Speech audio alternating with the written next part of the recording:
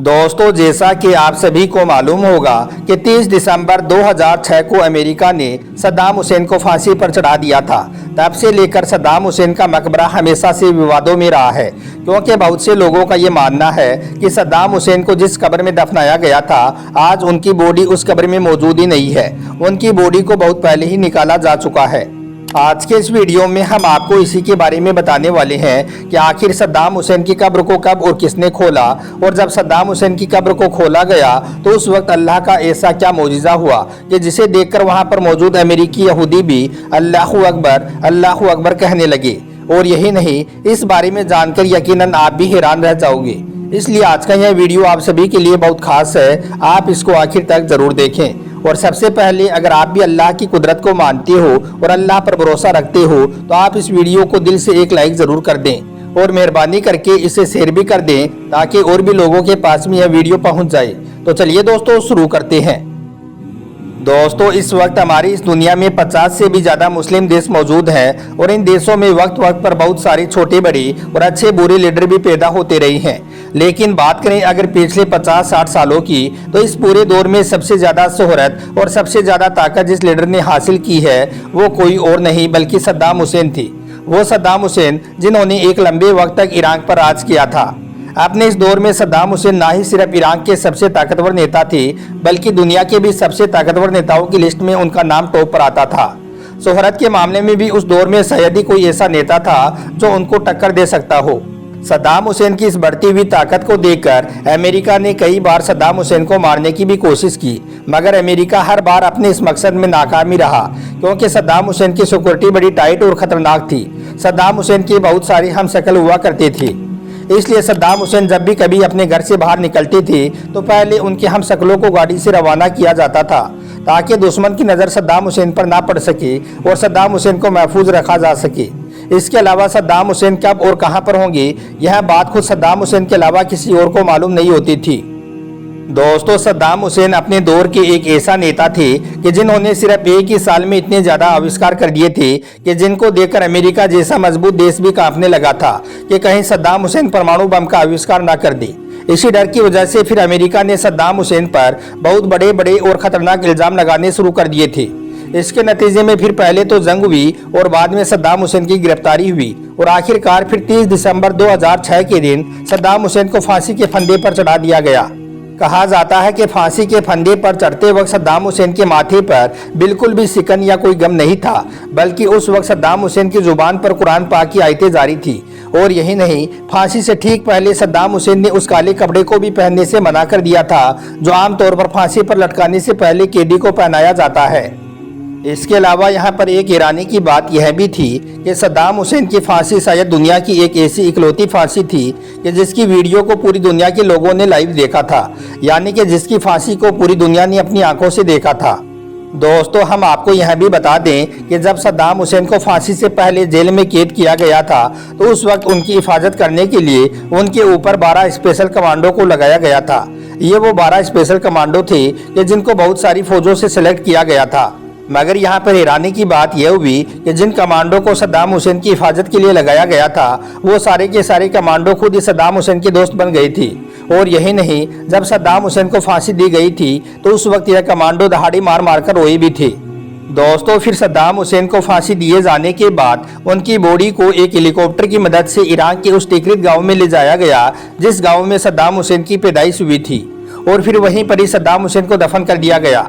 इसके बाद फिर इनकी कब्र पर एक मकबरा भी बनवाया गया।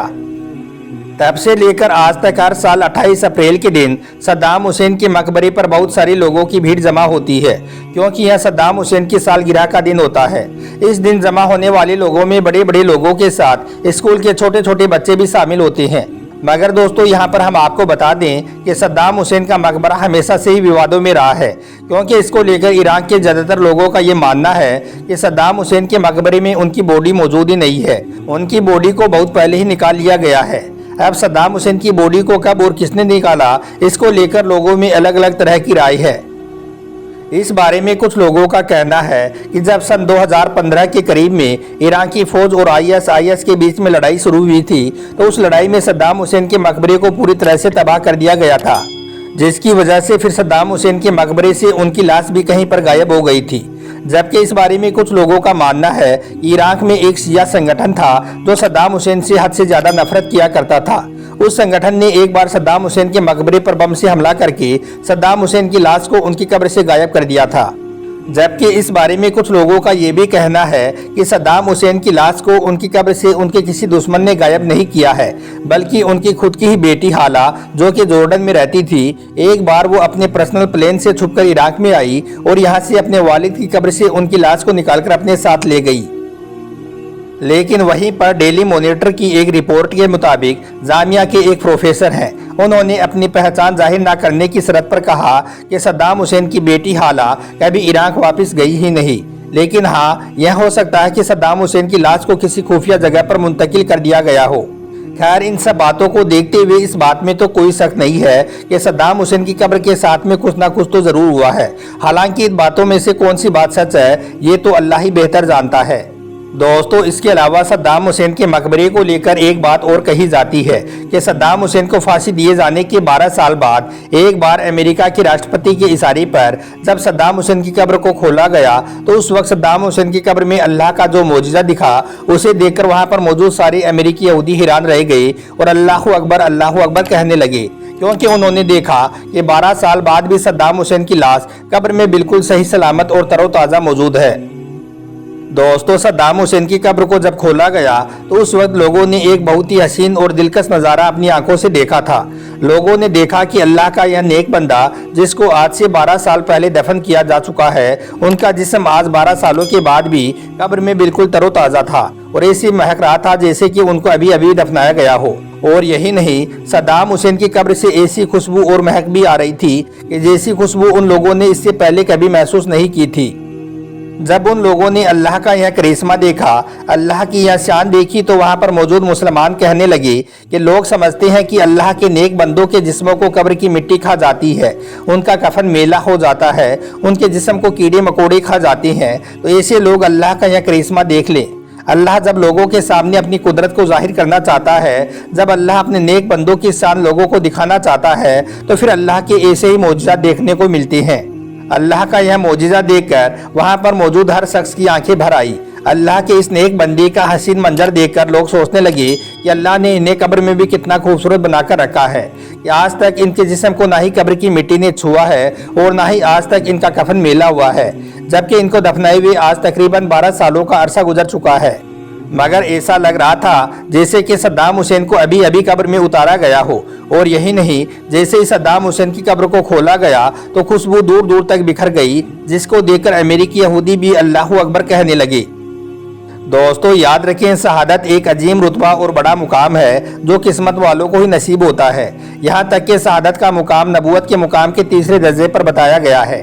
یہی وجہ ہے کہ اللہ تعالیٰ نے خود ارشاد فرمایا ہے کہ جو لوگ اللہ کی راہ میں قتل کیے گئے انہیں مردہ نہ کہو، بلکہ وہ تو زندہ ہیں اور اپنے پروردگار کے قریب ہیں۔ دوستو، قرآن پاک کی اس آیت کو اس وقت کافر یہودی بھی مان گئے جس وقت صدام حسین کی قبر کو کھولا گیا۔ جیسے ہی صدام حسین کی قبر کو کھولا گیا تو اندر کا نظارہ دیکھ کر سب لوگ حیران رہ گئے اور اللہ اکبر کہنے لگے۔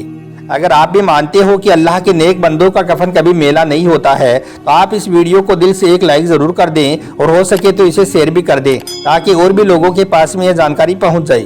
آپ کا ویڈیو دیکھنے کے لیے بہت بہت شکریہ۔